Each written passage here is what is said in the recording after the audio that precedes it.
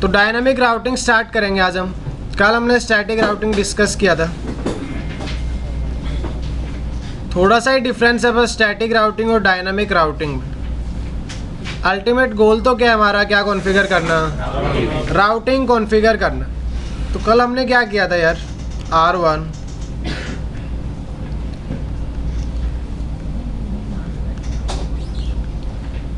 दो राउटर्स हैं, उनके पास कुछ नेटवर्क्स कनेक्टेड है। फॉर एग्जांपल यहाँ नेटवर्क चल रहा था 12/24, 10.1.1.0/24 एंड 20.1.1.0/24। अब जैसा कि आप सबको पता है कि राउटर्स को सिर्फ डायरेक्टली कनेक्टेड नेटवर्क्स की क्या होती है इन्फॉर्मेशन, राइट। तो हम मैनुअली R1 को बताते थे कि अगर आपको रीच करना हो कौन से नेटवर्क पर, तो आप ट्रैफिक किसको हैंड ओवर कर सकते हो, R2 को। लाइकवाइज आप R2 को बताते हो कि अगर आपको 10 के नेटवर्क तक रीच करना है तो आप ट्रैफिक किसको हैंड ओवर कर सकते हो, R1 को। ये कॉन्फ़िगरेशन हमने की थी स्टैटिक राउटिंग। नेक्स्ट हॉप भी दे सकते हो आप, एग्जिट इंटरफेस भी हम दे सकते हैं, या फिर आई होप आप लोगों ने प्रैक्टिकल किया होगा कल। Very good. आज हम बात करेंगे डायनामिक राउटिंग की। अब डायनामिक राउटिंग में क्या है, इन्फॉर्मेशन तो अभी भी हमें किसकी एक्सचेंज करनी है, नेटवर्क्स की। किसकी इन्फॉर्मेशन एक्सचेंज करनी है, नेटवर्क्स की। For example R1 and R2 एक दूसरे से कनेक्टेड है।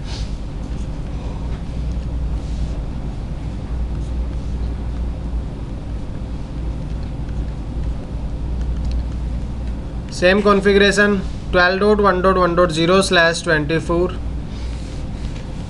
10.1.1.0/24 एंड 20.1.1.0/24। अब हम कॉन्फ़िगर करेंगे डायनामिक राउटिंग। तो बेसिकली डायनामिक राउटिंग में क्या होगा, हम यूज़ करेंगे एक राउटिंग प्रोटोकॉल का। किसका यूज़ करेंगे, एक राउटिंग प्रोटोकॉल का। और वो राउटिंग प्रोटोकॉल राउटिंग इन्फॉर्मेशन अपने आप एडवर्टाइज कर रहा होगा। राउटिंग इन्फॉर्मेशन अपने आप एडवर्टाइज। आप कोई भी राउटिंग प्रोटोकॉल चलाना, उसमें होगा क्या बेसिकली, इस बार आप R2 को नहीं बताओगे कि आपको 10 तक जाने के लिए ट्रैफिक किसको फॉरवर्ड करना है, R1 को। या फिर आप R1 को ये नहीं बोलोगे कि 20 तक जाने के लिए आप ट्रैफिक किसको हैंड ओवर कर दो। यही कर रहे थे हम स्टैटिक राउटिंग में। ऐसा नहीं होगा। अब हम एक राउटिंग प्रोटोकॉल चला रहे होंगे, वो क्या करेगा, उस राउटिंग प्रोटोकॉल की हेल्प से R1 खुद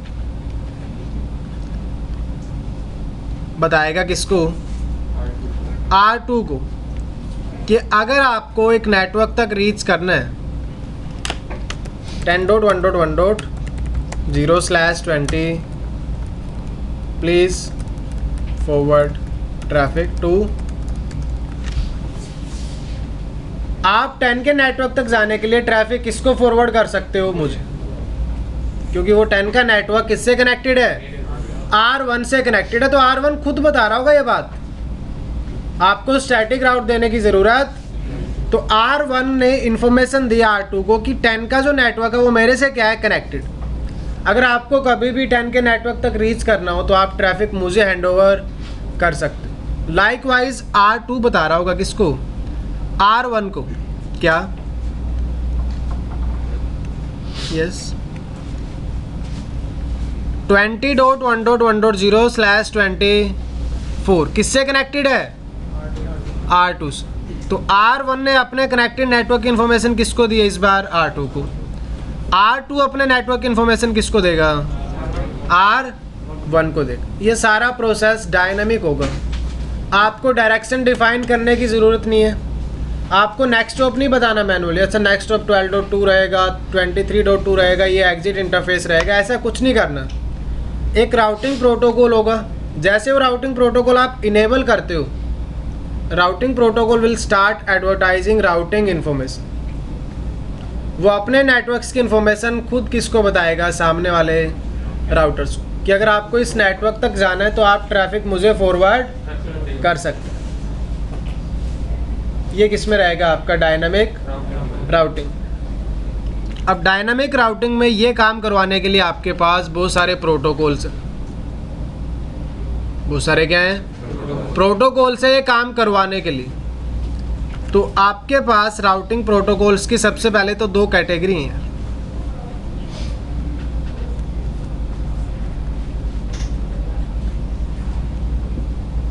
कितनी कैटेगरी हैं?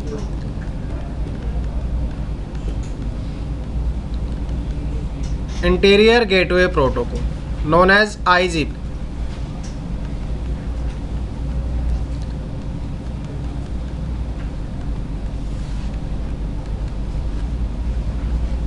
Exterior gateway protocol,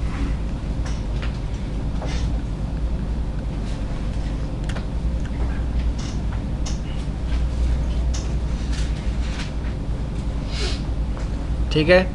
dynamic routing is like GPS, अपने आप आपको रास्ते बता देता है, आपको पता नहीं है तो सिर्फ आपको सोर्स डालना होता है और उसमें डेस्टिनेशन डालना होता है, ठीक है। पूरा रास्ता, उसका कितना डिस्टेंस है और क्या डायरेक्शन है, वो सब पता लग जाता है ऑटोमेटिकली। ऐसे आपका राउटिंग प्रोटोकॉल में बेसिकली दो टाइप के राउटिंग प्रोटोकॉल्स होते हैं, IGP एंड EGP।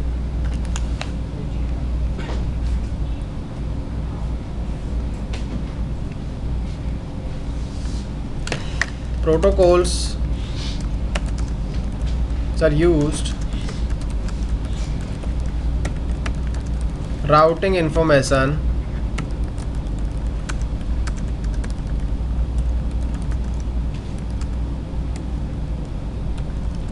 और आप बोल सकते हो LAN नेटवर्क।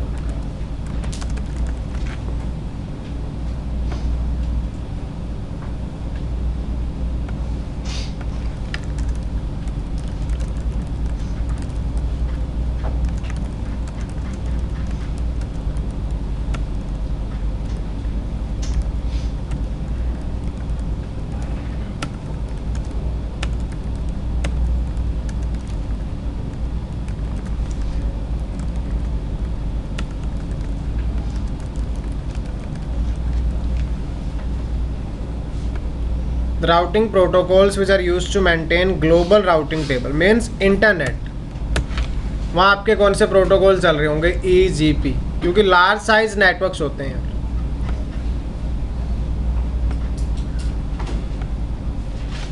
देखिए IGP प्रोटोकॉल्स हम यूज़ करेंगे। फॉर एग्जांपल एक नेटवर्क है कंपनी A का,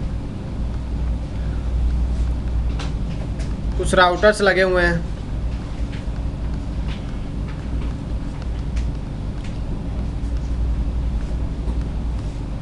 ये कंपनी A का ही सिर्फ नेटवर्क है और इसमें क्या है, कुछ राउटिंग इन्फॉर्मेशन एक्सचेंज करवानी है। तो कौन से प्रोटोकॉल्स यूज़ करोगे आप? IGP, क्योंकि राउटिंग टेबल का साइज कम होगा, नंबर ऑफ नेटवर्क्स क्या है, बहुत कम है। नंबर ऑफ नेटवर्क्स क्या है? आज के टाइम में हम रहते हैं एक कनेक्टेड वर्ल्ड में। कनेक्टेड वर्ल्ड का मतलब है कि अब पूरा का पूरा वर्ल्ड एक गांव जैसा हो गया, एक शहर के जैसा हो गया। कनेक्टिविटी की वजह से कह रहा हूँ, कनेक्टिविटी के पर्सपेक्टिव से कह रहे हैं। आप सेकंड्स में कहीं भी बात कर सकते हो, कहीं भी अपना मैसेज क्या कर सकते हो, डिलीवर कर सकते हो। तो है क्या basically? Number of networks, millions network एक दूसरे के साथ क्या है, कनेक्टेड है। क्योंकि जब भी आप कोई मैसेज फॉरवर्ड कर रहे हो, कुछ भी इंटरनेट पे कर रहे हो, सब कुछ IP के बेस पे हो रहा है। किसके बेस पे हो रहा है? अब ये आपका एक नेटवर्क था कंपनी A का,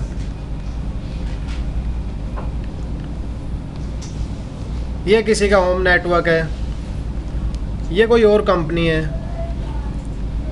कंपनी B, ऐसे बहुत सारी क्या है कंपनीज, उनके अपने क्या है नेटवर्क।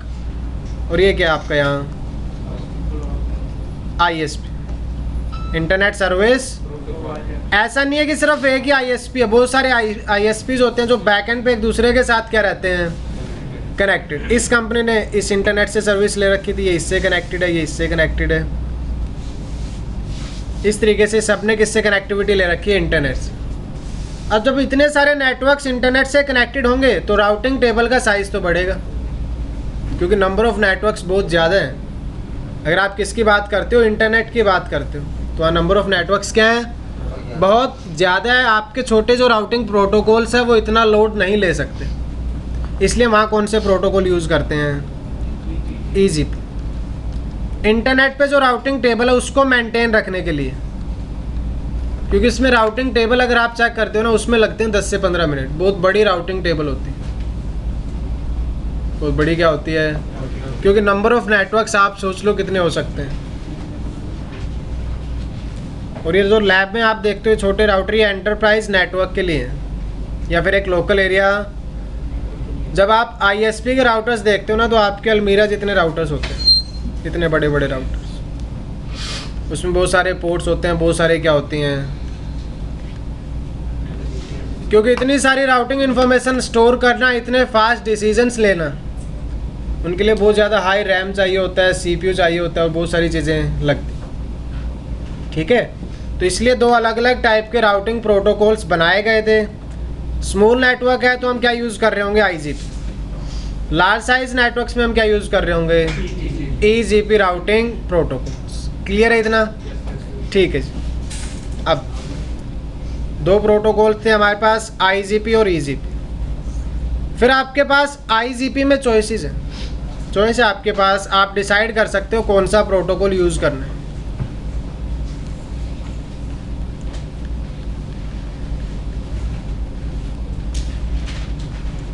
डिस्टेंस वेक्टर,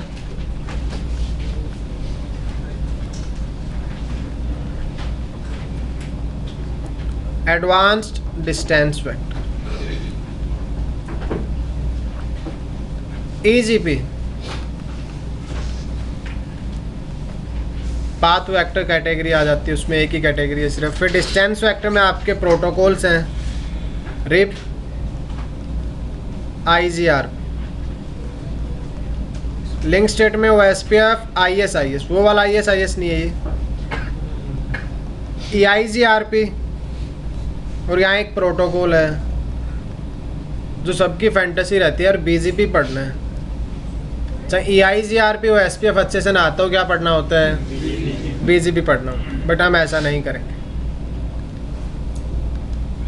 रिप मतलब होता है राउटिंग इंफॉर्मेशन प्रोटोकॉल, अगर आप लोगों को फुल फॉर्म लिखनी हो। उसके बाद है IGRP, interior gateway routing protocol. फिर OSPF, open shortest path first. फिर आईएसआईएस,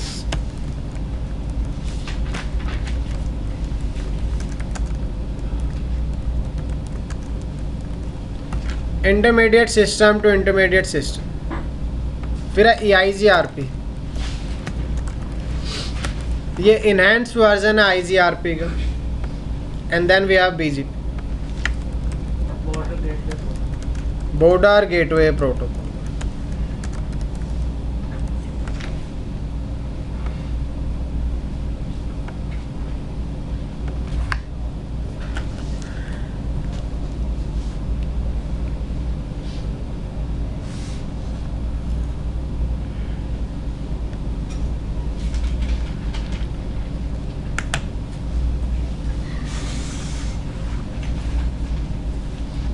वीडियो से बनाओ notes.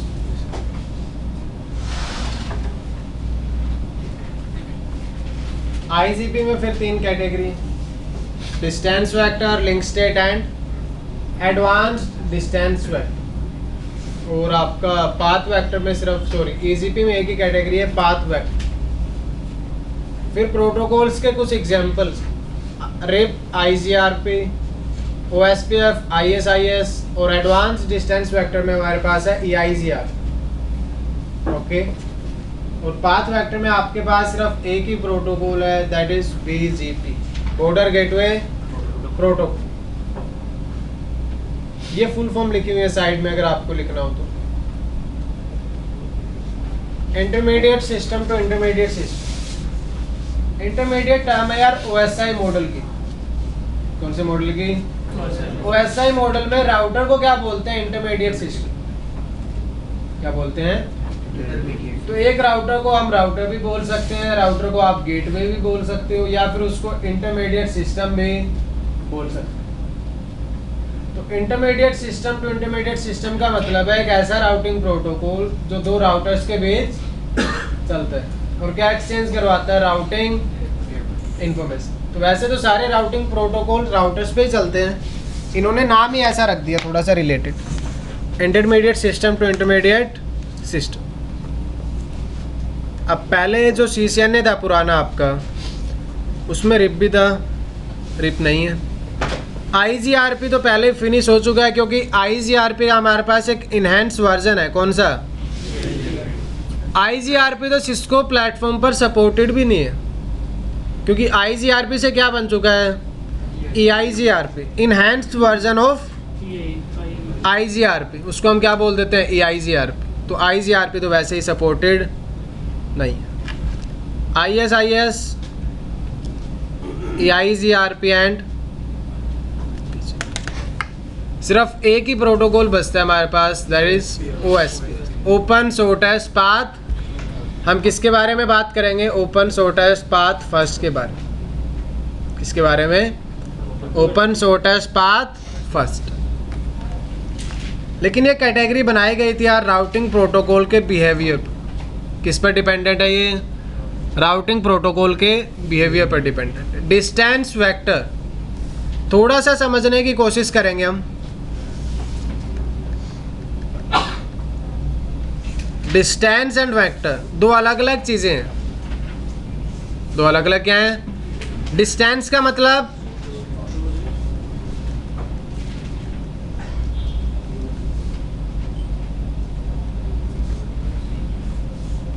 Source network and destination network. Vector का मतलब होता है डायरेक्शन।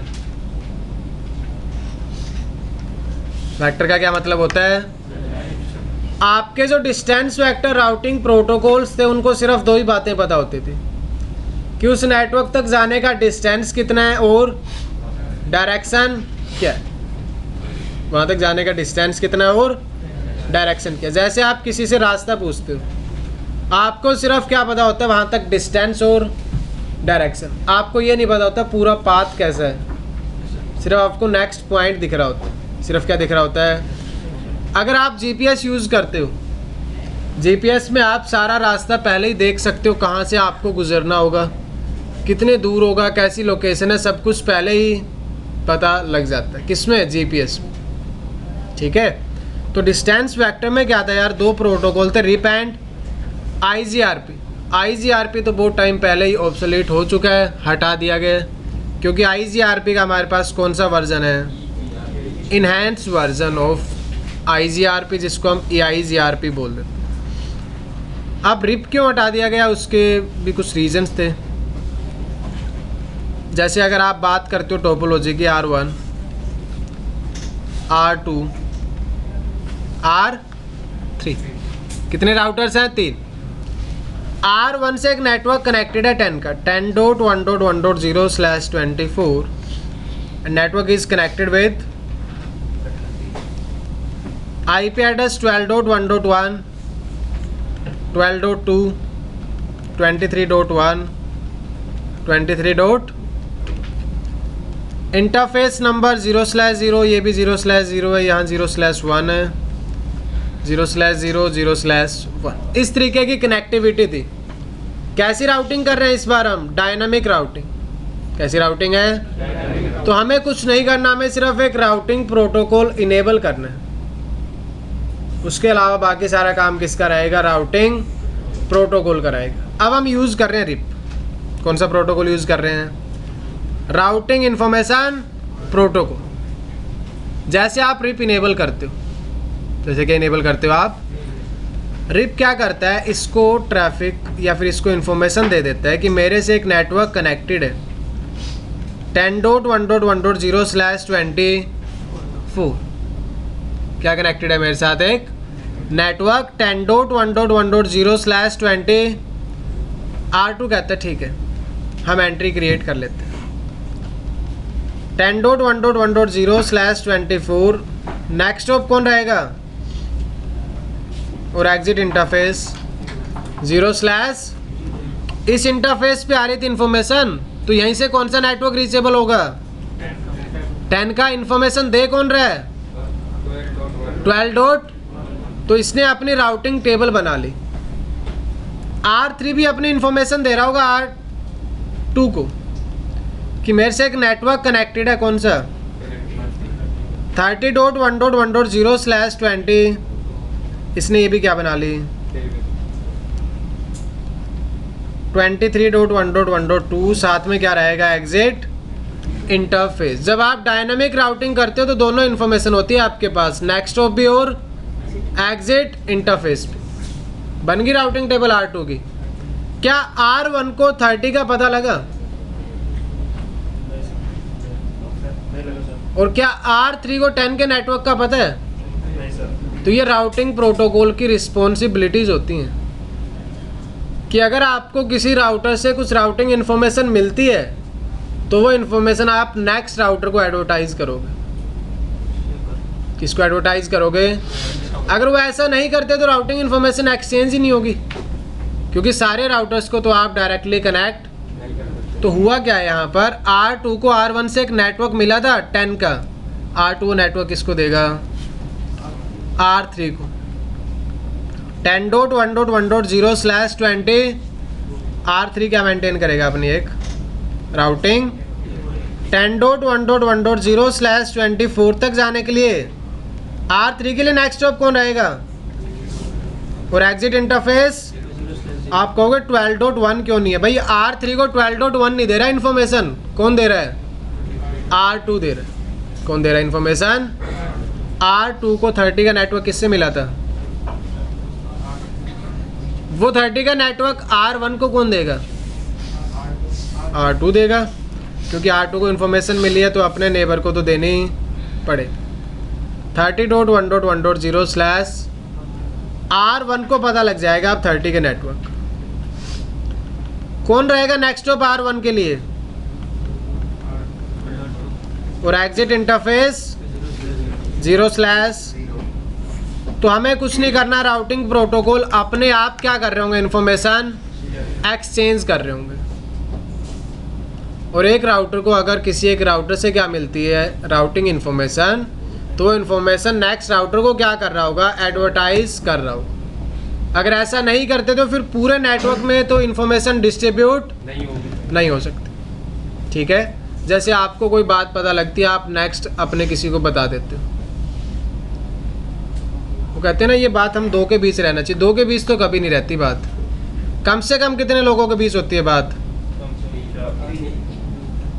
वो सब कहने की बातें होती हैं कि ये बात हमारे दो के बीच में रहेगी। सिर्फ एटलीस्ट कितने लोगों के बीच होती है यार? 3 लोगों के बीच तो होती है बात। आप कितने भी अपने किसी भी मतलब जिस पे आप सबसे ज़्यादा विश्वास करते हो उसको भी बता दोगे तो भी कितने लोगों के पास बात चली जाती है? 3 लोगों के पास, क्योंकि उसको इन्फॉर्मेशन मिली, वो इन्फॉर्मेशन किसी ना किसी को ज़रूर देगा। हजम होती नहीं है, नहीं होती हजम यार कुछ भी। ऐसा ही है यहाँ रिस्पॉन्सिबिलिटी, यहाँ आप हजम कर नहीं सकते, आपको वो इन्फॉर्मेशन नेक्स्ट राउटर को बतानी पड़ेगी। R1 ने बताया 10 तक जाने के लिए मेरे पास आ जाना, R2 ने R3 को क्या बोला 10 के नेटवर्क तक जाने के लिए ट्रैफिक मुझे क्या कर देना आप फॉरवर्ड, और सबके पास क्या आ चुकी है राउटिंग इन्फॉर्मेशन। सिर्फ क्या पता है इनको, अब आप सोचना ध्यान से देखना। अभी क्या R1 को ये पता है कि 30 का नेटवर्क कहाँ एग्जिस्ट करता है, कैसे कनेक्टेड है, किस राउटर से कनेक्टेड है, ऐसा कुछ पता है R1 को?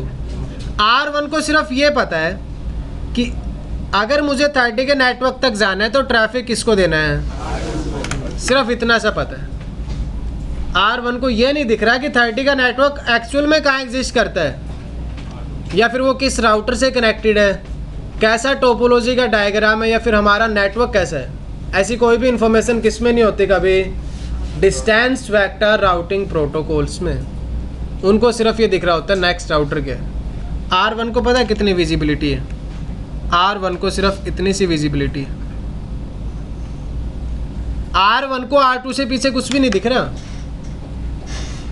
R1 को R2 के पीछे कुछ भी। लाइकवाइज R3 को सिर्फ R2 दिख रहा है, R3 को ये नहीं पता R1 जैसा भी कोई राउटर है, और 10 का नेटवर्क किससे कनेक्टेड है, R1 से कनेक्टेड है। ऐसा कुछ नहीं होता किसमें, डिस्टेंस वेक्टर, किसमें नहीं होता ये डिस्टेंस वेक्टर। ठीक है, रिप के साथ जो दूसरी प्रॉब्लम थी, एक तो टोपोलॉजी की इन्फॉर्मेशन नहीं पता लगती कि कौन कैसे कनेक्टेड है, सिर्फ आपको क्या दिख रहा होता है, आपसे जो कनेक्टेड राउटर होगा। मैट्रिक याद है, कल मैंने आपको 3 चीज़ें बताई थी, एक एडी वैल्यू था, एक मैट्रिक और एक लोड बैलेंस। अगर कल वाली टोपोलॉजी हम दोबारा बनाते हैं, R1 R2 एंड R, कौन सी स्टैटिक राउटिंग कॉन्फ़िगर की थी इसमें हमने? Floating static, very good. 30.1.1.0/24 और इसके साथ एक नेटवर्क कनेक्टेड था। यहाँ IP था 12.1, याद है कुछ? 12.2, 13.1 एंड 23.1, 23. ये टोपोलॉजी थी। आप क्या करते थे, R1 को किसके बारे में बता रहे हो? 20 के बारे में। नेक्स्ट स्टॉप क्या रखोगे, 13.2 या फिर 12.2? वाई? Shortest path. R1 को आप 30 के बारे में बताते हो, 30.1.1.0/24। नेक्स्ट स्टॉप क्या रहेगा? 13. तो आप मैनुअली क्या डिसाइड कर रहे थे? शॉर्टेस्ट पाथ, क्योंकि आपको टोपोलॉजी की क्या थी? विजिबिलिटी। आपको टोपोलॉजी विजिबल थी, तो आपने देखा यार अगर R1 को 20 तक जाना है तो डायरेक्ट जाएगा, शॉर्टेस्ट पाथ होगा। वाई R3 जाएगा, वो क्या होगा? Longest path. तो हमने मैनुअली क्या डिसाइड किया था? बेस्ट पाथ, कि ये शॉर्टेस्ट पाथ है, इसको प्राइमरी रख लेते हैं, नीचे वाला पाथ क्या हो जाएगा? सेकेंडरी हो जाएगा। ना हम बात कर रहे हैं डायनामिक राउटिंग की। किसकी बात कर रहे हैं? अब आप राउटर को मैनुअली तो नहीं बताओगे, आप राउटर को मैनुअली नहीं बताओगे कि ये पाथ शॉर्टेस्ट और ये क्या है? लॉन्गेस्ट। इसमें होगा क्या? R2 अपनी इंफॉर्मेशन खुद देगा। कौन से नेटवर्क की? कि 20 तक जाना है तो ट्रैफिक किसको फॉरवर्ड कर दो? आप मुझे फॉरवर्ड कर दो। R2 ने बताई इंफॉर्मेशन किसको? R2 ये इंफॉर्मेशन किसको दे रहा होगा? साथ ही साथ R3 को भी दे रहा होगा कि अगर आपको 20 के नेटवर्क तक जाना है तो ट्रैफिक मुझे क्या कर देना। और अभी हमने डिस्कस किया एक राउटिंग प्रोटोकॉल के केस में एक राउटर की क्या रिस्पॉन्सिबिलिटी रहती है।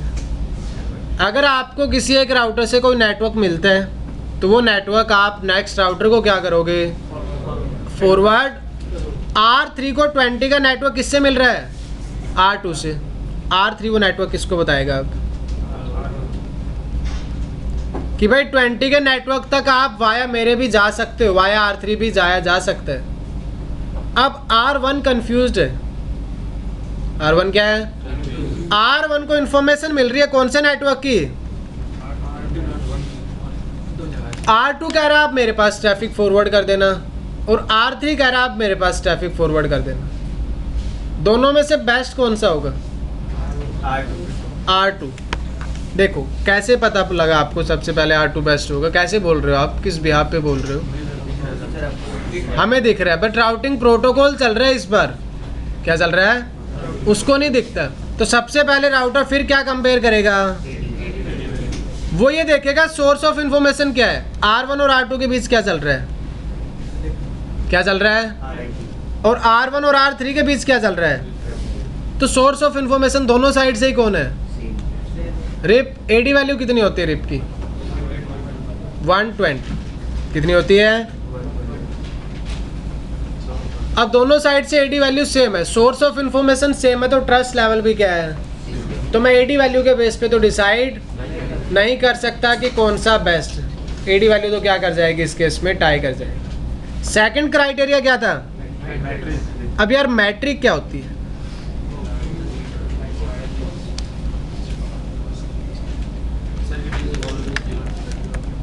It is always be zero in static routing, but now we are discussing RIP. तो रिप में क्या होती है? कुछ ना कुछ मैट्रिक होती है। It is an integer value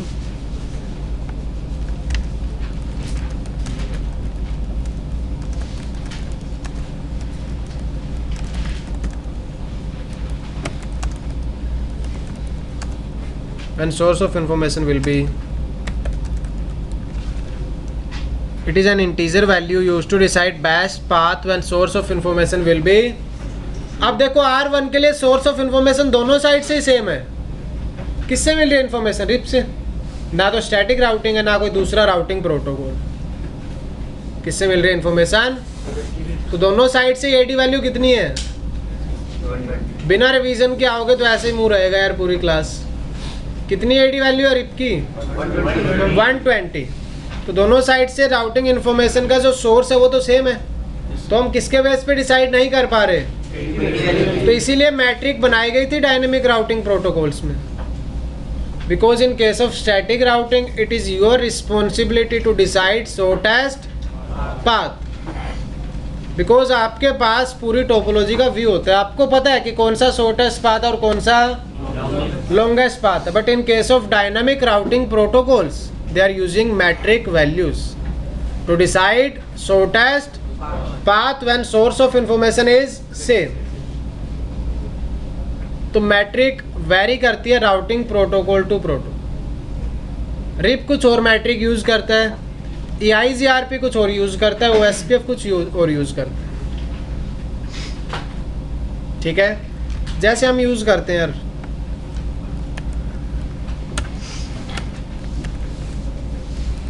क्या यूज करते हैं? लीटर भी यूज करते हैं और किलोग्राम भी यूज करते हैं। मेजरमेंट कर रहे हैं, अलग अलग मेजरमेंट है, उसके अलावा मेजरमेंट आपके ग्राम्स में भी होती है।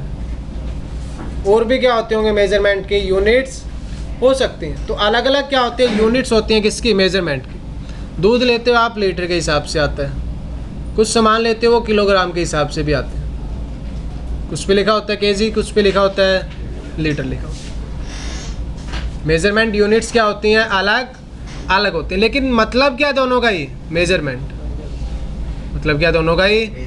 मेजरमेंट। ऐसे राउटिंग प्रोटोकॉल्स के साथ है, कोई राउटिंग प्रोटोकॉल कुछ और यूज कर रहा होगा वैल्यू, कुछ राउटिंग प्रोटोकॉल्स अलग यूज करते हैं। हम बात किसकी कर रहे हैं? रिप की। किसकी बात कर रहे हैं? तो भाई रिप यूज करता था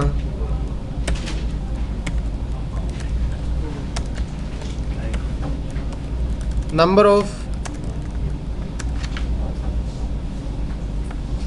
होप काउंट का मतलब है नंबर ऑफ राउटर्स। R2 ने इसको इंफॉर्मेशन दी कि आपको अगर 20 के नेटवर्क तक जाना है तो कितने राउटर हैं बीच में?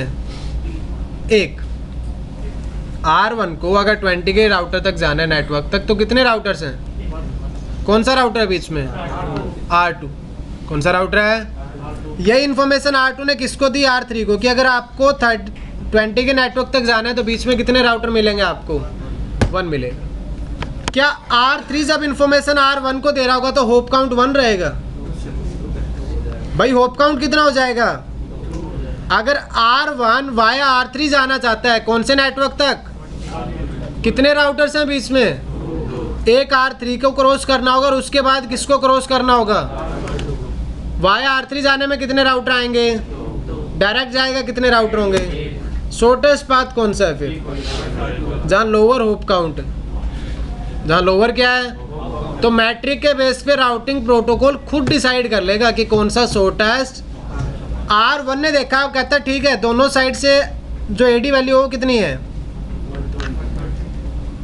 अगर मैं वाया 12.1.1.2 जाता हूँ तो मैट्रिक जो आपकी एडी वैल्यू हो कितनी रहेगी? अगर मैं 13 से भी जाता हूँ तो भी एडी वैल्यू कितनी है? यार एडी वैल्यू तो दोनों साइड से सेम है। लेकिन अगर मैं R2 को यूज़ करता हूँ तो होप काउंट कितने हैं बीच में? अगर मैं R3 को यूज़ करता हूँ तो कितने राउटर्स आ रहे होंगे बीच में? शॉर्टेस्ट पाथ कौन सा होगा? जिसमें एक राउटर है या फिर जिसमें 2 राउटर्स हैं? R1 ने डिसाइड कर लिया कि बेस्ट कौन सा होगा। क्या यूज़ करके? Metric value. इसी वजह से डायनामिक राउटिंग प्रोटोकॉल्स में मैट्रिक का कॉन्सेप्ट बनाया गया था। वो शॉर्टेस्ट पाथ अपने आप पता कर लेते हैं using some sort of metrics. क्या यूज़ करके? मैट्रिक्स यूज़ करके। नहीं कर सकता क्योंकि होप काउंट कहाँ तक वैलिड है? सिर्फ अगर कोई नेटवर्क मेरे से 15 होप्स अवे है तो मैं उसको वैलिड मानता हूँ, अदरवाइज क्या हो जाएगा? इनवैलिड हो जाएगा। अदरवाइज क्या हो जाएगा? तो आपके रिप के केस में क्या थी यार? एक लिमिटेशन थी होप काउंट की एक टोपोलॉजी में सिर्फ कितने राउटर्स हो सकते थे? उसके अलावा रिप बहुत ज़्यादा क्या था? स्लो था। अगर चेंज हो जाते हैं ना तो पता लगने में बहुत टाइम लगता था। अगर पाथ में कोई चेंज होता है, कोई लिंक क्या हो जाता है डाउन, तो वो इन्फॉर्मेशन प्रोपोगेट होने में, डिस्ट्रीब्यूट होने में बहुत ज़्यादा क्या लगता है? टाइम लगता है। इसलिए हम आज के टाइम में किसको यूज़ नहीं करते। दूसरा, रिप में सिर्फ आपको किसकी इन्फॉर्मेशन होती थी? कनेक्टेड राउटर की। उससे आगे विजिबिलिटी, तो उसको पता है क्या बोलते हैं? डिस्टेंस वेक्टर की राउटिंग को बोलते हैं।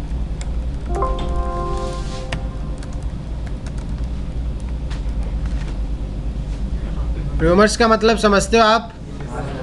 क्या? अब सामने वाला राउटर कह रहा है तो कह रहा है, मतलब आप उस पर बिलीव कर रहे हो। किस पे बिलीव कर रहे हो आप? सामने वाले राउटर पे। R2 ने क्या बोला कि अगर आपको 30 के नेटवर्क तक जाना है तो ट्रैफिक किसको फॉरवर्ड कर देना? मुझे। क्या आपको 30 का नेटवर्क दिख रहा है? R1 को कह रहा हूँ। क्या R1 को 30 का नेटवर्क दिख रहा है? तो वो सिर्फ और सिर्फ अफवाहों पे क्या कर रहा है? अफवाह जो होती है आपकी, उन पे विश्वास कर रहा है सिर्फ। इसीलिए क्या बोलते हैं इसको? हमें पूरी टोपोलॉजी की विजिबिलिटी नहीं। हाँ जी सर, रिप के केस में अगर नेटवर्क में कुछ ऐड करना होता है, लैन वगैरह, तो डायरेक्ट इन्फॉर्मेशन नहीं लेगा ऑटोमेटिकली, या फिर हमें पूरा हटा के सब लेगा? समझ नहीं आया मुझे आपका क्वेश्चन। क्या पूछना? केस में अगर नेटवर्क में कुछ हमें लाइन ऐड करने हैं तो ऑटोमेटिकली इंफॉर्मेशन ऐड कर लेगा? बताना पड़ता है। बताना पड़ेगा। सब तो सेम था स्टैटिक राउटिंग के हिसाब से। उस राउटर को तो बताना पड़ेगा ना आपको कौन से नेटवर्क एडवर्टाइज करने और कौन से नहीं करने। कौन से नेटवर्क एडवर्टाइज करने और कौन से नेटवर्क एडवर्टाइज नहीं करने। जैसे आपके बहुत सारे रिश्ते होते हैं, आप खुद डिसाइड करते हो कौन सा रिश्ता किसी को बताना है, या कुछ रिश्ते हम छुपा लेते हैं। होता है ना? वैसे ही आप अपने सारे रिलेशंस एक्सपोज, तो आप पहले डिसाइड करते हो कि एक्सपोज करना सही रहेगा या नहीं रहेगा। वैसे ही राउटिंग प्रोटोकॉल के केस में, एक राउटर के साथ डायरेक्टली कनेक्टेड नेटवर्क बहुत सारे हैं, वो आप खुद डिसाइड करोगे कि आपको कौन सा नेटवर्क सामने वाले को बताना और कौन सा नहीं बताना। ठीक है, करेंगे हम डिस्कस उसके बारे में भी। अब हम स्टार्ट कर रहे हैं यार OSPF। क्या स्टार्ट कर रहे हैं? OSPF।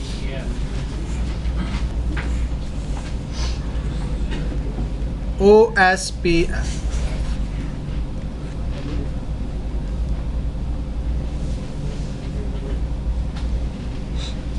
Open shortest. कह रहा सबसे पहले हमें शॉर्टेस्ट पाथ के बारे में बता दो, और शॉर्टेस्ट पाथ को क्या बना लो सबसे पहले? फुल फॉर्म तो यही कह रही है, ओपन शॉर्टेस्ट पाथ फर्स्ट। सबसे पहले जो सबसे छोटा रास्ता है उसको क्या करो आप? ओपन करके रखो और उसके बारे में मुझे बता दो। बता दिया कैसे? आप OSPF की कुछ यार प्रॉपर्टीज हैं बेसिक से।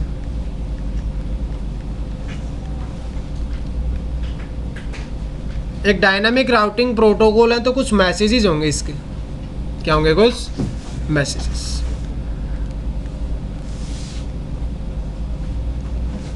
कौन सी लेयर का प्रोटोकॉल है आपका? लेयर 3। इट मीन्स किसके साथ इनकैप्सुलेट होगा? IP प्रोटोकॉल के साथ। किसके साथ इनकैप्सुलेट होगा? IP प्रोटोकॉल के साथ। Layer 3 protocol. Open standard. Open standard का मतलब समझते हो आप?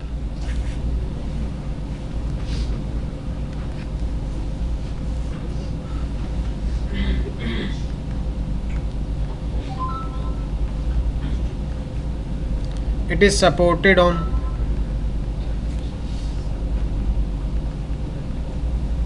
and non-Cisco। ओपन स्टैंडर्ड का मतलब है यार कोई भी ऑपरेटिंग सिस्टम हो आपका, किसी भी कंपनी का डिब्बा आपके पास हो, आप क्या चला सकते हो?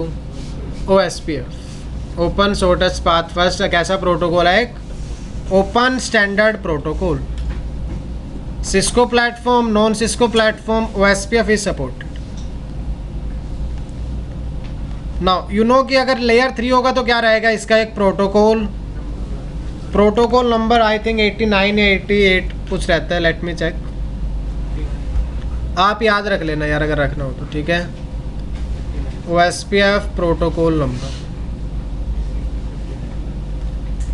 89। OSPF का प्रोटोकॉल नंबर क्या है डिस्कस करेंगे। 89 कैसे लग रहा होगा, कैसे OSPF का पैकेट इनकैप्सुलेट होगा। By default it is by default क्या रहता है, OSPF डिसेबल्ड रहता है, आपको इनेबल करना पड़ेगा।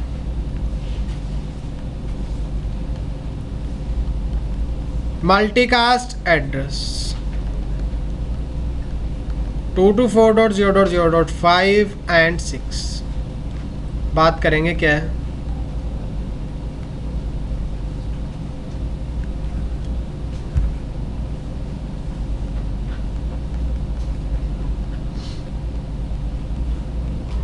VLSM is supported.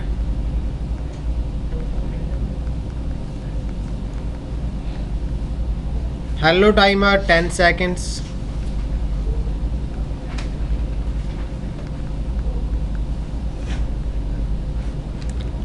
Is known as dead into.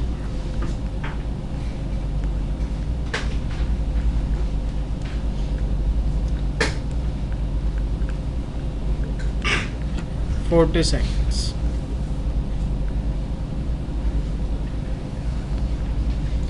Visible है।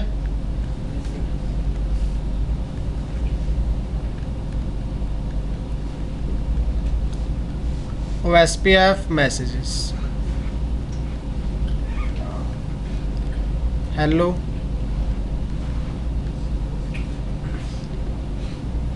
Database description, जिसको हम DBD भी बोलते हैं। उसके बाद link state request LSR,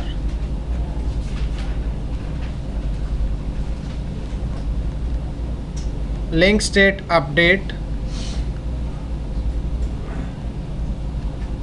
LSU and link state acknowledgement.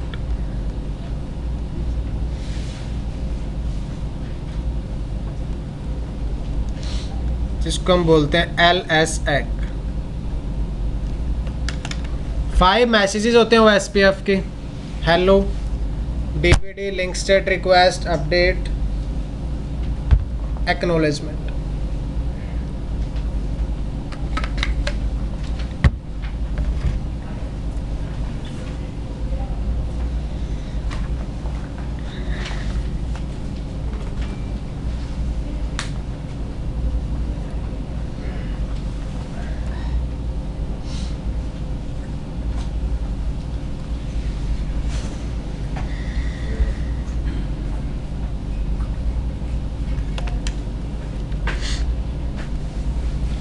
Done हो गया।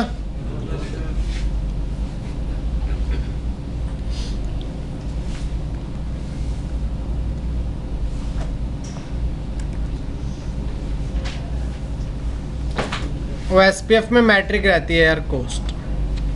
क्या रहती है? कॉस्ट।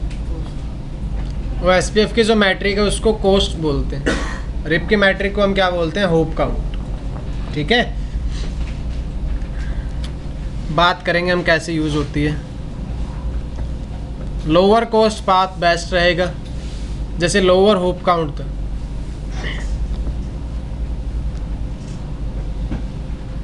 हो गया इतना सबका?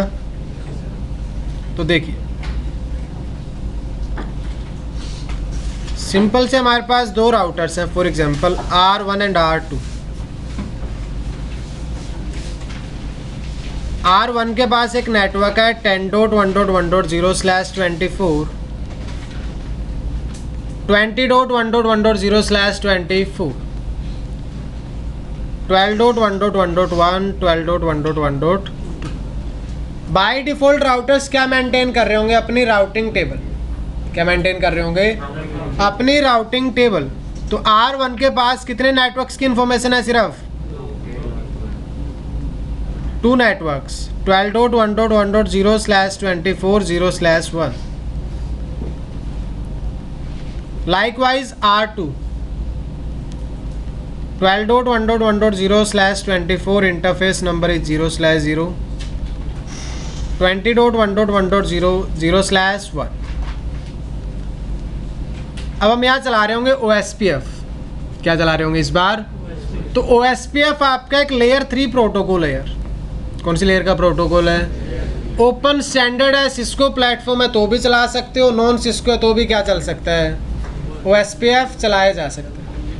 तो बेसिकली OSPF लेयर 3 क्यों बोलते हैं? क्योंकि OSPF लेयर 3 पे मैसेज जनरेट होगा। मैं सिर्फ आपको अभी ओवरव्यू दे रहा हूँ। कौन से प्रोटोकॉल का मैसेज है? OSPF का। कौन सी लेयर से जनरेट होगा? लेयर 3। लेयर 3 से जनरेट होगा तो इसमें एक सोर्स IP भी लगेगा और एक डेस्टिनेशन IP भी लगेगा।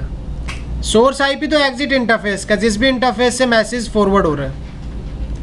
Destination IP 12.2।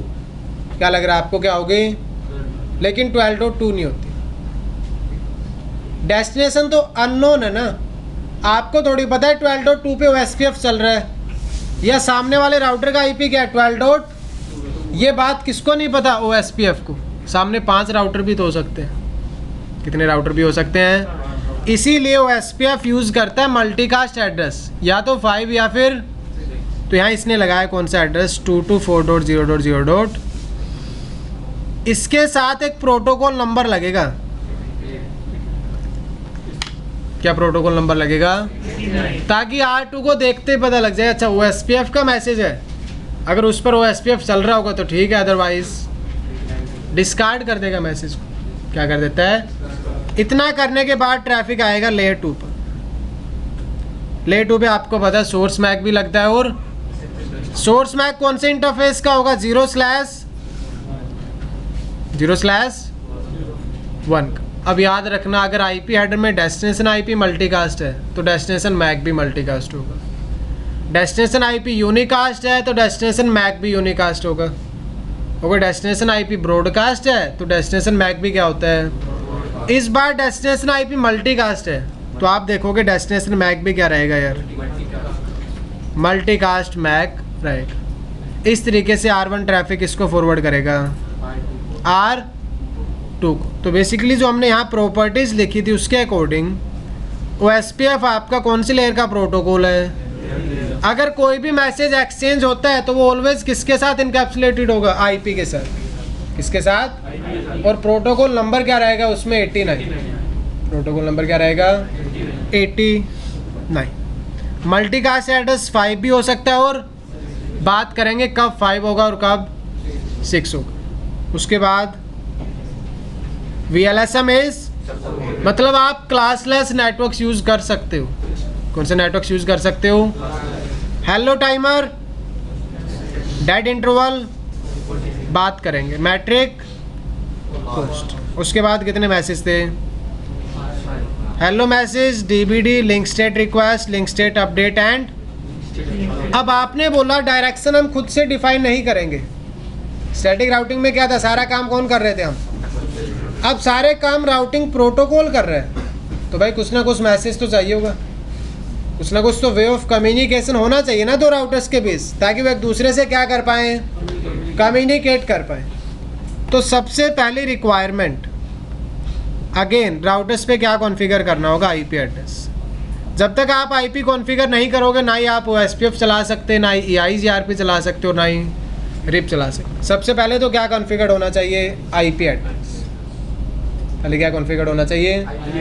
दूसरा, R1 पर अगर आप OSPF चला रहे हो तो R2 पर भी क्या चलेगा?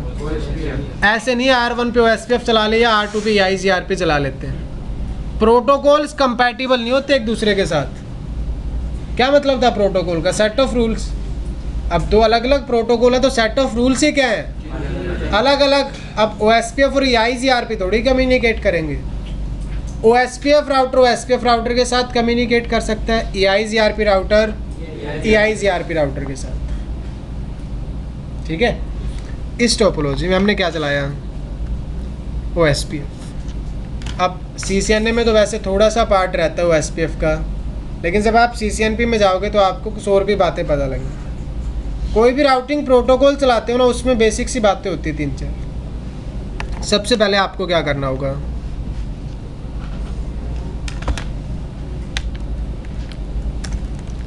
इनेबल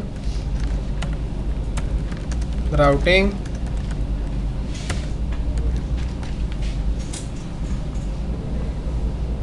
सबसे पहले क्या करना होगा, वो राउटिंग प्रोटोकॉल इनेबल करना होगा, क्योंकि बाय डिफ़ॉल्ट क्या रहता है, डिसेबल्ड रहता है। तो सबसे पहले आप R1 और R2 को ये बताओगे कि आपको OSPF चलाना है। क्या चलाना है, जैसे आप OSPF चला देते हो, स्टेप नंबर 2,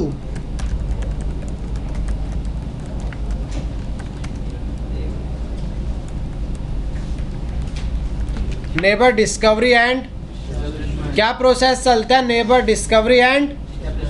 भाई OSPF सबसे पहले OSPF routers ढूंढेगा।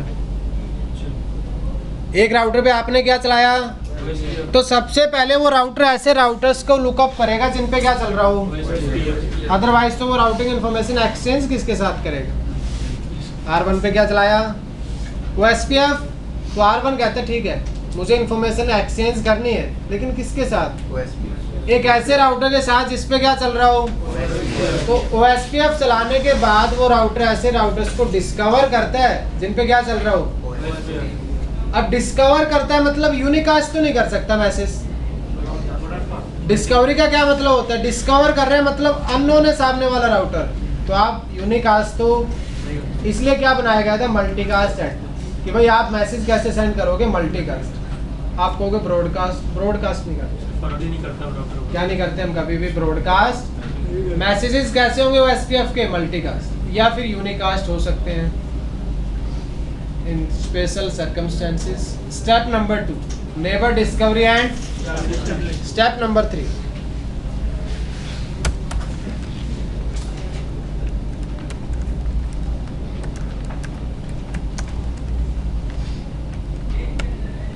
Exchange of routing. Step number 3 तभी परफॉर्म होगा जब स्टेप नंबर 2 क्या होगा, सक्सेसफुल, जब नेबरशिप बन जाएगी।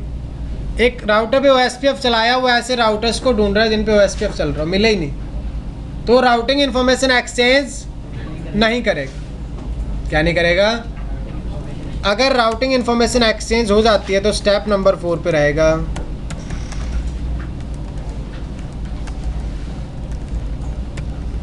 Best path. और जो भी बेस्ट पाथ बनेगा उसको किस में इंस्टॉल कर लेंगे हम, राउटिंग टेबल, इसमें इंस्टॉल कर लेंगे। तो सबसे पहले आपको राउटिंग प्रोटोकॉल इनेबल करना है, उसके बाद वो राउटर या फिर राउटिंग प्रोटोकॉल क्या करेगा, एंड एस्टेब्लिशमेंट के लिए पैरामीटर्स शुड, अगर पैरामीटर्स मैच नहीं करेंगे तो नेबरशिप, ऐसा नहीं है कि सामने वाले पे भी OSPF चल रहा है और आप पे भी OSPF चल रहा है, आपने क्या बना ली, नेबरशिप, फिर क्या मैच करोगे आप, पैरामीटर्स भी होते हैं नेबरशिप बनाने के,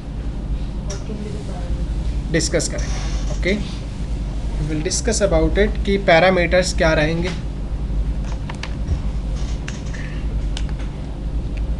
नेबरशिप बनने के बाद क्या होगा, exchange of routing information, and router will use some sort of messages to share information, like which message, update message will be used to exchange routing information। कौन से मैसेजेस, अपडेट मैसेज। और उसके बाद क्या होगा, best path. Best path decision में क्या use कर रहे होंगे हम, जहाँ से लोअर मैट्रिक होगी वो बेस्ट पाथ होगा और किस में इंस्टॉल हो जाएगा, राउटिंग टेबल। इसमें इंस्टॉल हो जाएगा राउटिंग टेबल। अब OSPF इनेबल करना बहुत ही आसान है। OSPF इनेबल करना बहुत ही ज़्यादा क्या है, आसान।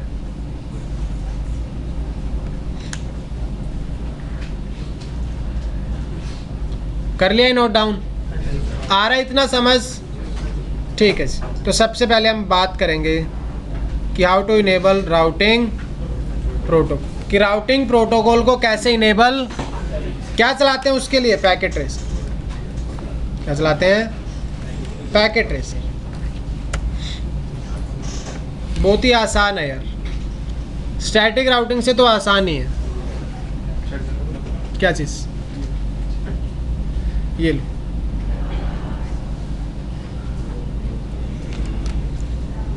मेरी फोटो मत ले। सर वो सर जो आपने अभी लिखा OSPF नीचे जो कितने राउटर लगाएंगे? सिर्फ यार 2 राउटर, अभी के लिए 2 ही राउटर्स लगा रहे हैं।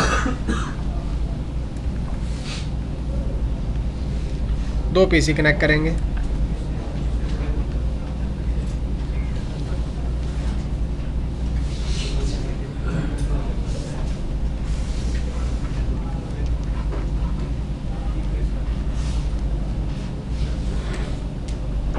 विजिबल है टोपोलॉजी?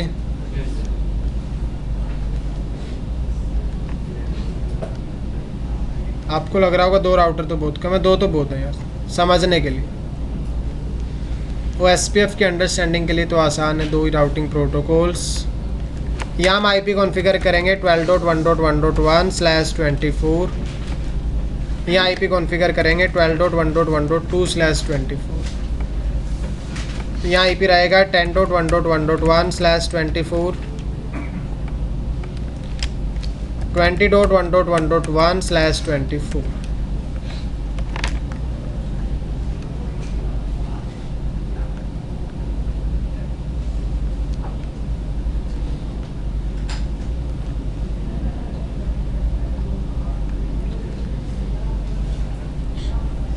देख लिया इंटरफेस? करें कॉन्फ़िगर? देखिए R1 you have to configure IP address। I think IP में तो डाउट नहीं होगा अब। Host name R1, interface F0/0, no shut down कर दिया enable interface. Then IP address 10.1.1./24 exit। Interface F0/1, IP address is 12.1/24, no shut कर दिया IP address configure. क्या करते हैं configuration? Save. Now R2 is also having 2 interfaces, F0/0 and F0/1। First of all, F0/0 enable, host name is R2, interface number no set, IP address 12. exit, interface number 0/no set, IP address 20./20, no shut तो कर ही चुके। Do आज देखना आप, मैं R2 को ये नहीं बताऊंगा कि 10 का नेटवर्क कहाँ एग्जिस्ट करता है, फिर भी R2 को पता लग जाएगा। And we will not provide any information of 20's network to R1, but still आपको R1 की राउटिंग टेबल में 10 नेटवर्क क्या रहेगा? विजिबल। 20 का नेटवर्क भी क्या रहेगा? विजिबल रहेगा। उसके लिए क्या कॉन्फ़िगर करना पड़ता है आपको? एक राउटिंग प्रोटोकॉल। कमांड चलाते हैं, फिर उसका सिंटैक्स डिस्कस करेंगे। देखना यार ध्यान से, डिफरेंस आ जाता है आपका स्टैटिक राउटिंग और डायनामिक राउटिंग में।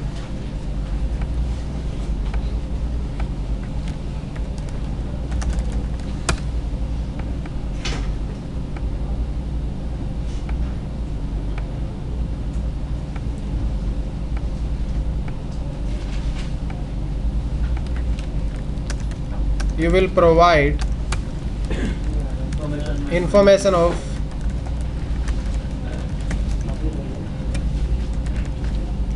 connected। सारी चीज़ें लिखनी ज़रूरी नहीं होती, आप कहीं आप चिपकाने लग जाओ इसको, थोड़ा सा याद भी रख लिया करो। डायनामिक राउट लिखना हो लिख सकते हो यार। डायनामिक राउटिंग में क्या होगा?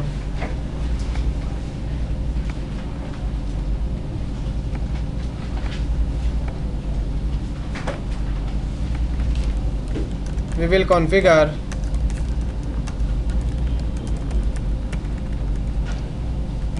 or we will enable on directly connected.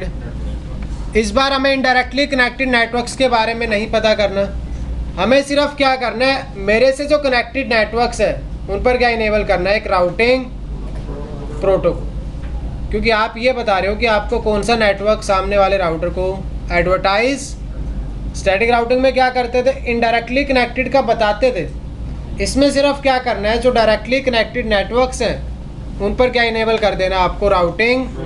So we will enable routing protocol on directly connected networks. तो कभी भी OSPF EIGRP वगैरह इनेबल करना हो ना, तो एक काम करना, आप राउटर पर जाना और उस पर एक कमांड चला लेना, डू शो IP। चलाई कमांड। R1 से कौन कौन से नेटवर्क डायरेक्टली कनेक्टेड है, 10 एंड राउटर क्या, एक प्रोसेस ID 12655535, कोई भी वैल्यू ले सकते हो। हमने क्या यूज़ कर ली, 1। क्या यूज़ कर ली, नेटवर्क। कितने नेटवर्क कनेक्टेड हैं, 2, 10 एंड 12.1.1. क्या सबनेट मास्क है। डिस्कस करेंगे यार कमांड का सिंटैक्स, आप सिर्फ अभी फोकस करो इस पे सामने, फिर लिख लेना। कौन सा नेटवर्क था, एक 10 का। एरिया आईडी का क्या मतलब है, प्रोसेस आईडी का क्या मतलब है, हम बात करेंगे। डू शो रनिंग या फिर डू शो हिस्ट्री, 3 कमांड्स हमने चलाई है R1 पर। एक राउटर OSPF 1 और 2 नेटवर्क्स।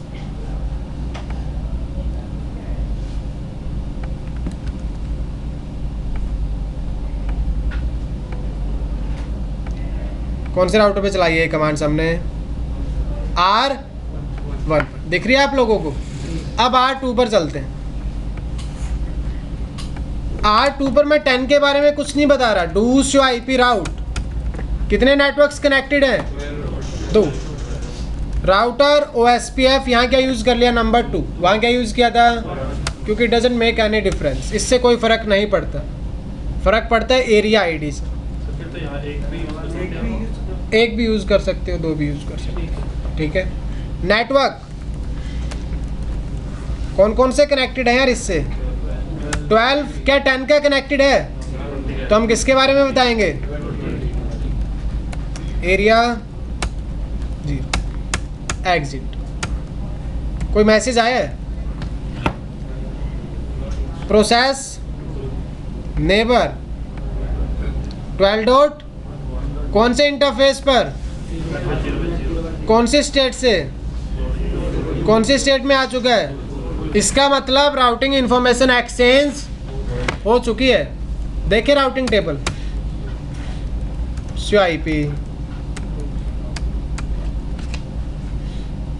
दिख रहा है कुछ, क्या हमने बताया R2 को 10 के बारे में, मैंने तो नहीं बताया, आपके सामने ही। R2 को अपने आप ही किसका पता लग रहा है, क्या मैंने नेक्स्ट ऑफ बताया, एग्जिट इंटरफेस, हमने कुछ नहीं बताया। R2 कह रहा है कि भाई 10 तक जाने के लिए नेक्स्ट ऑफ कौन है, एग्जिट इंटरफेस कौन सा है। और अगर आप R1 पर जाकर के चेक करते हो, डू शो IP, R1 को किसके बारे में पता है, 20 के बारे में। नेक्स्ट ऑफ कौन है, और एग्जिट इंटरफेस मैंने नहीं बताया R1 को अब कि भाई 20 तक जाने के लिए ये नेक्स्ट ऑफ और ये क्या है, एग्जिट इंटरफेस। अपने आप इंफॉर्मेशन कौन सी टेबल में आ रही है, राउटिंग। यहाँ थोड़ा सा चेंज दिख रहा होगा आपको, अब कल यहाँ वैल्यू दिख रही थी 1/0, 1 वो AD वैल्यू एंड 0 मैट्रिक। अब वैल्यू क्या दिख रही है 110 एंड 110 क्या है AD वैल्यू 110 क्या है AD वैल्यू और 2 क्या है इसमें मैट्रिक। तो आप देख सकते हो इस बार क्या हो रहा है नेक्स्ट स्टॉप भी आ रहा है और साथ ही क्या आ रहा है एग्जिट इंटरफेस। इसके अलावा आपको फ्लैग में चेंज दिख रहा है C लिखा हुआ है C लिखा उसके बाद क्या लिखा हुआ है कल जब आप स्टैटिक राउट कॉन्फ़िगर कर रहे थे तो क्या लिखा होता था S का मतलब था स्टैटिक रूट O का क्या मतलब है तो राउटर को पता है सोर्स ऑफ इंफॉर्मेशन कौन है राउटर को क्या पता है कि सोर्स ऑफ इंफॉर्मेशन कौन है source of information OSPF store कर रखी है इंफॉर्मेशन। आप कहोगे पिंग कर सकते हैं पिंग कर सकते हो आप पिंग करने के लिए पहले पीसी पर IP एड्रेस कॉन्फ़िगर करना होगा प्लस डिफ़ॉल्ट गेटवे करें कॉन्फ़िगर 10.1.1.2/24 10.1.1 यही था ये यूज़र है आपका इसको IP कॉन्फ़िगर किया हमने 20.1.1.1 करके देखें पिंग सिमुलेशन पहले वही ARP वाला सिलसिला चलेगा यार PC1 will generate an ARP request for default gateway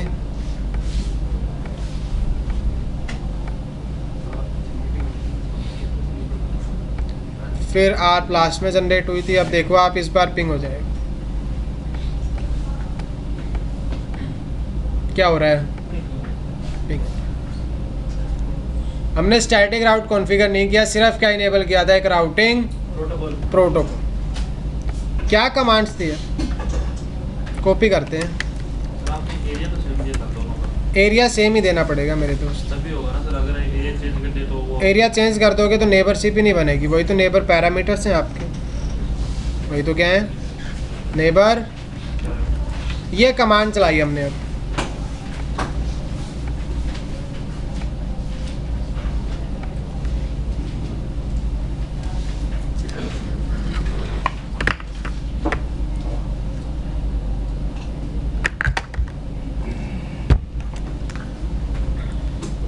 वैसे कमांड का सिंटैक्स रहता है router OSPF process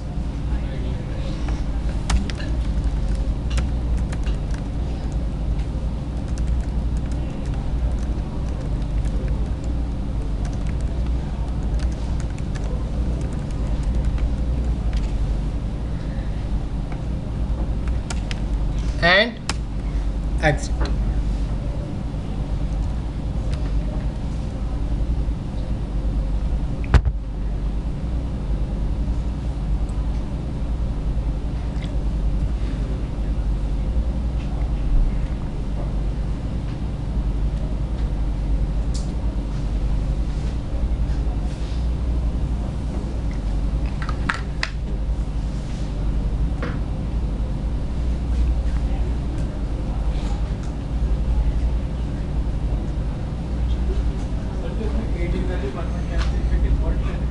one 10 default है किसकी स्टैटिक की 1 होती है 110 120 थी आपकी रिप की। कर ले note down command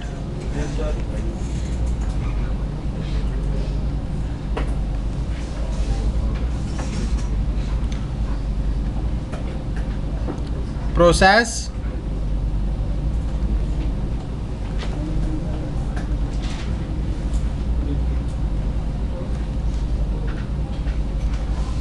you can configure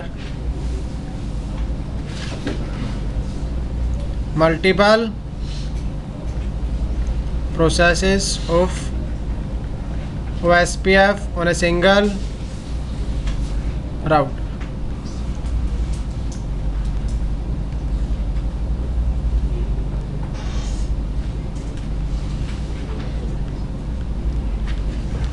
Router will maintain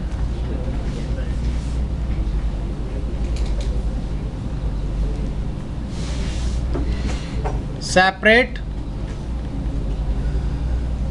database table for different process. तो एक ही राउटर पे आप OSPF की बहुत सारी प्रोसेसेस चला सकते हो, और अगर आप ऐसा करोगे तो राउटर क्या कर रहा होगा, फिर अलग अलग डेटाबेस मेंटेन कर रहा होगा। You can configure multiple processes of OSPF on a single router, and router will maintain separate database table for different process IDs.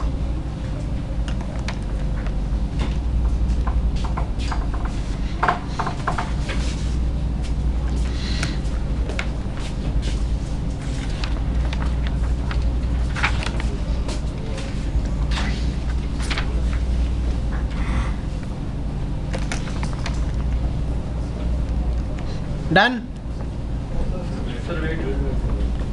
Sir, wait a minute यार। प्रोसेस आईडी कब यूज़ करते हैं? वैसे normally आपको इसका कोई यूज़ केस दिखेगा नहीं। ये राउटर है आपका, इस पे 2 नेटवर्क चल रहे हैं।